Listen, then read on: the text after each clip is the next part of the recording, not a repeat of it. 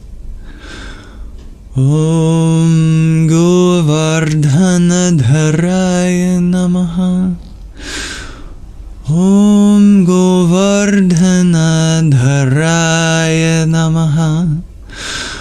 Om Govardhanadharaya Namaha.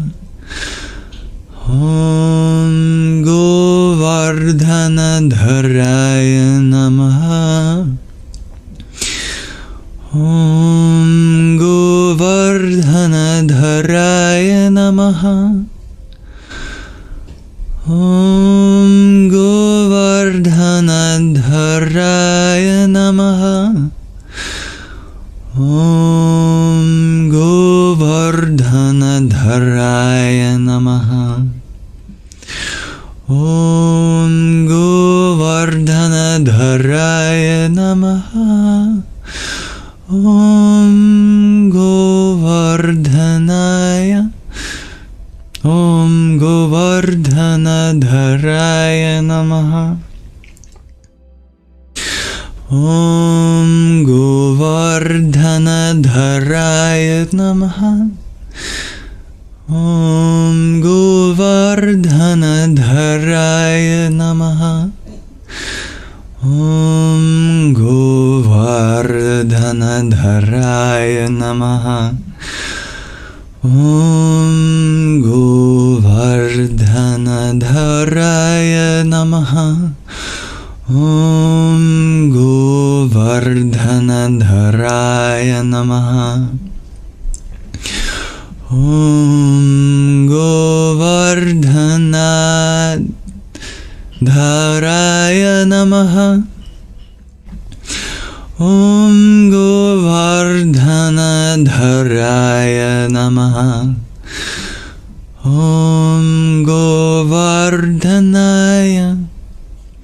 Om Govardhanadharaya Namaha. Om Govardhanadharaya Namaha. Om Govardhanadharaya Namaha.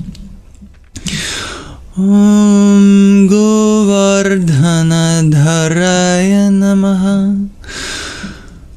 Om Govardhanadharaya Namaha.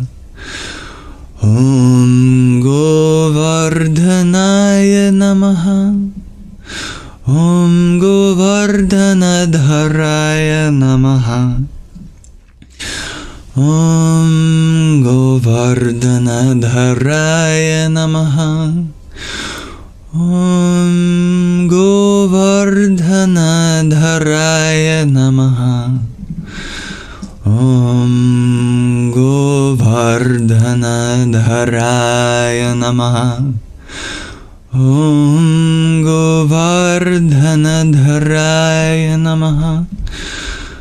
Om Govardhanadharaya Namaha. Om Govardhanadharaya Namaha. Om Govardhanadharaya Namaha. Om Govardhanadharaya Namaha. Om Govardhanadharaya Namaha. Om Govardhanadharaya Namaha. Om Govardhanadharaya Namaha. Om Govardhanadharaya Namaha. Om Govardhanadharaya Namaha. Om Govardhanadharaya Namaha. Om Govardhanadharaya Namaha.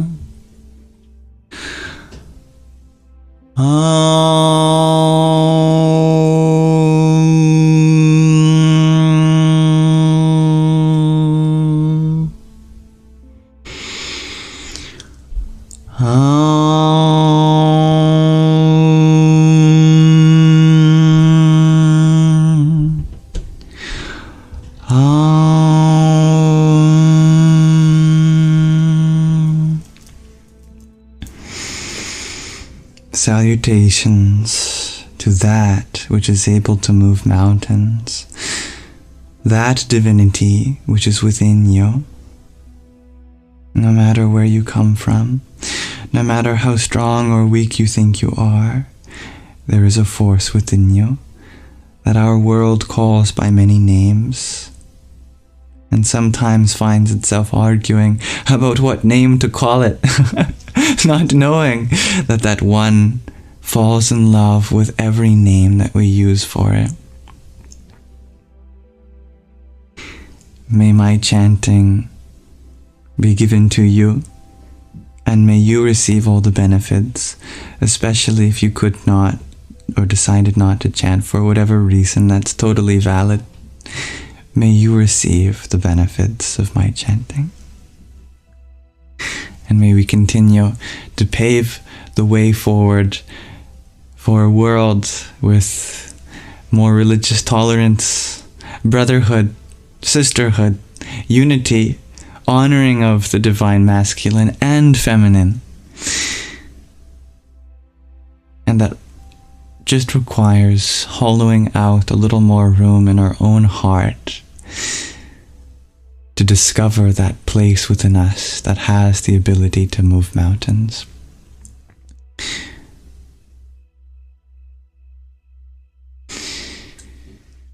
Happy Diwali.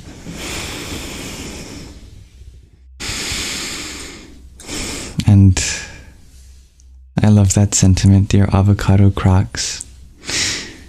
I wish people were more together in whichever way is possible. Namaste. And now we are concluding our live stream. So thank you for participating in this nididhyasana. Now, afterwards, I'm going to attend to my body, my mind, make myself some good food. If that is about time for you to do so too, please take care of your body and mind. It is your instrument for love.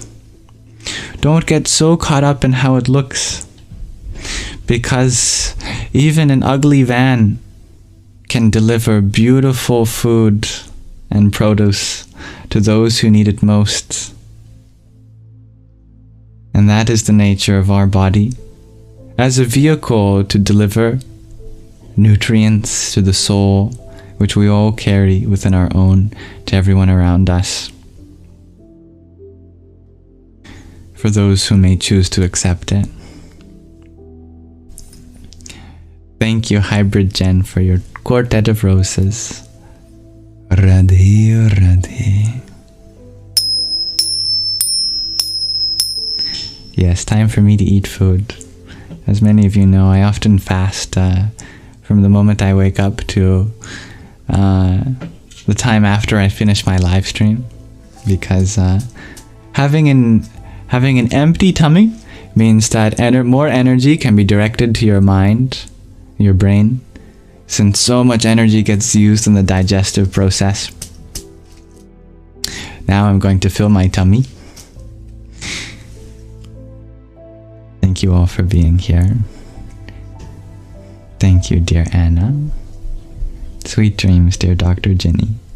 Thank you to my lovely moderators for helping keep the peace, for those who submitted stuff for the show and tell, and thank you for being you, everyone. Even those who may come across this live stream and wonder what the heck is going on, even those whom might not see eye to eye on all the things that we share here, even those who might just not like me for whatever reason. Much love to you. Much love to you. And I'm so grateful to coexist in a world with you. You certainly make it a space in which more parts of the universe can find expression through. And this universe could not exist without you. Thank you. May this live stream be an offering to the divinity within you. Asato ma satgamaya tamasoma jyotirgamaya mrityurma mritangamaya Om Shanti Shanti Shanti. Lead us from the unreal to the real, from dark to light. Lead us from death to deathlessness. May there be peace in our hearts, peace in our environment, and peace in the forces that compel us.